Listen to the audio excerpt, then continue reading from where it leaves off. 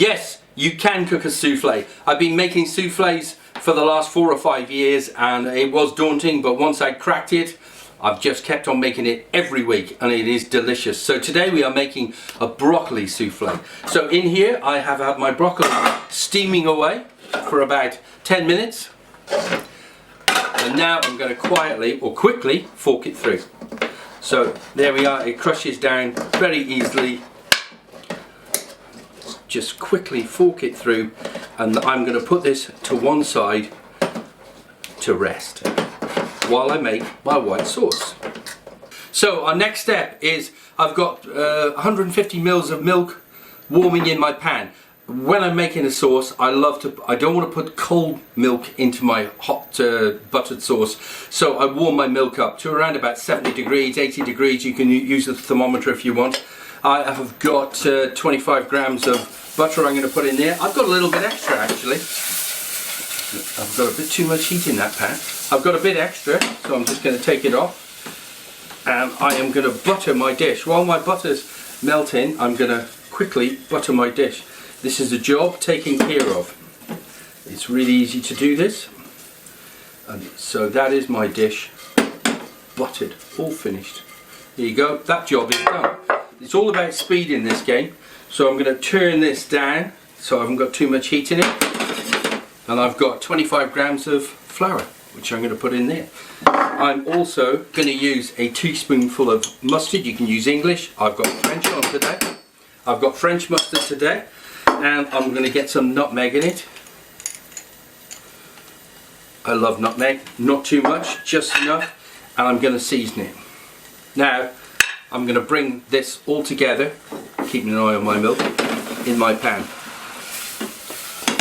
I don't want to get too much heat in that pan. Oh yeah, this is smelling great. I'm going to quietly bring this together. And I'm going to put this into the middle of my pan, turn my heat right down and just let it chug. So my white sauce has been cooking off for 3-4 minutes now, and what I'm doing is I'm going to bring my hot milk in to the pan and add it bit by bit. Keeping the... oh, it's combining beautifully. Oh, this is great. I'm going to bring some more hot milk in. Gradually, we're looking for a thick batch here. And I think I can transfer to the other utensil. Oh, this is great, it's coming together beautifully. It's seasoned, I've got the mustard in it, so I'm going to add this to my broccoli. Right, so the white sauce is taking great shape. I've got my mustard, my nutmeg, my seasoning, it's all in there. And now I'm going to add 25 grams of good quality Welsh cheddar cheese. So we're going to bring that together now, and that is going to add even more flavour. I have tasted this and it's tasting great. So the cheese is now going to melt into this white sauce. It's a nice thick batch, it's looking good. And I have got my broccoli all done and all forked. So that is, and now I'm going to combine the two together. And then I am going to put it to cool and rest before we combine the egg whites. So that is done. I'm going to bring this together,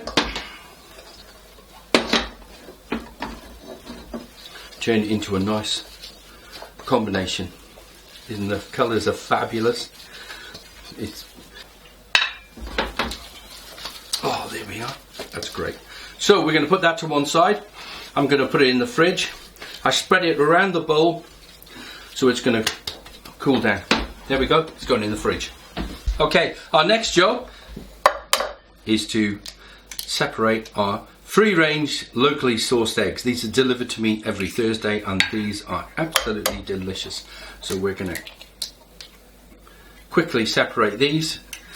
My broccoli is chilling in the fridge and I want that chilled down so that I don't poach my egg yolks.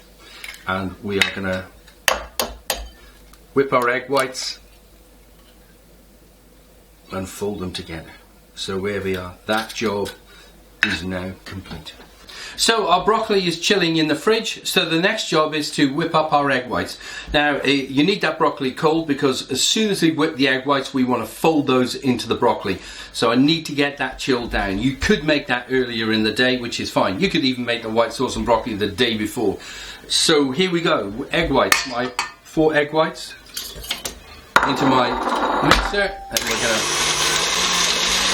bring them to stiff peaks. My broccoli mixture has been in the fridge and it is beautifully cooled, so now I'm going to add my egg yolks. I've got 4 egg yolks. I'm quickly going to bring this together, and then I will be ready for the next step, which is to fold in the egg whites. Oh yeah, this is looking great.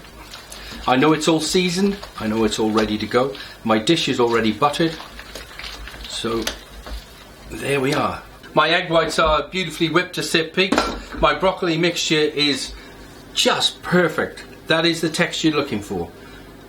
That is just perfect. It's in a steel bowl. I always use a steel bowl. Don't use a plastic one. Try and stay away from plastic.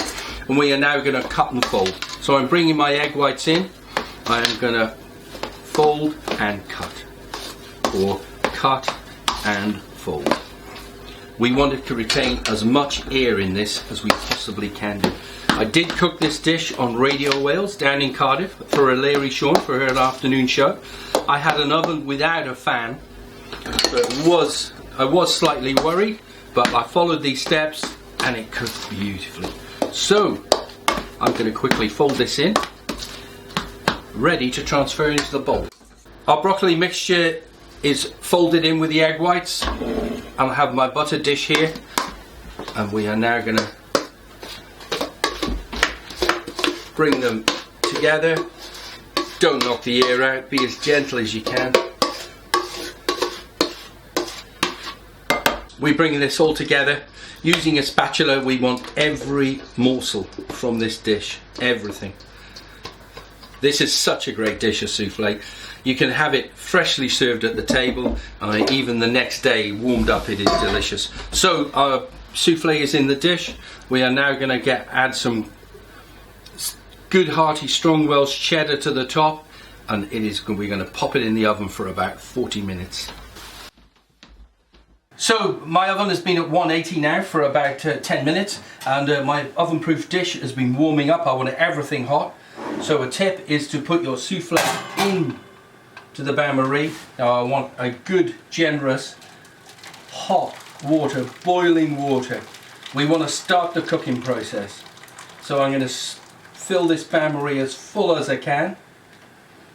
I'm going to gradually slide this in, taking care that nothing spills. And I'm going to shut the door, turn it up to 180, and we're off. So a great tip at this point is, once your souffle is cooked and you've got a bath full of hot water, I like to decant some of it to save somebody getting scalded, and I might take it all out. But this is a great tip, and it just makes it easier to handle once the cooking process is done. While my souffle is in the oven, I like to put a knife in it just to make sure it runs clear, and that is great. The knife is clean, and I also like to touch the top, and that is cooked beautifully. So now it's time to serve the souffle. I've got an avocado salad, and we're going to cut. Oh golly, this looks great. This will serve at least 4 people. That is perfect. And if you come in and have a look at that, we're going to try the souffle to make sure it tastes great, but served with a salad, maybe a potato salad as well in the summer. But here we go. Textures are great. It's piping hot, absolutely piping hot. Oh, it is simply delicious, and you really must start cooking souffles. Have a go at this. You can do this, you really can. And please, if you like this channel, subscribe and like it. Thank you very much. See you next time. Bye bye.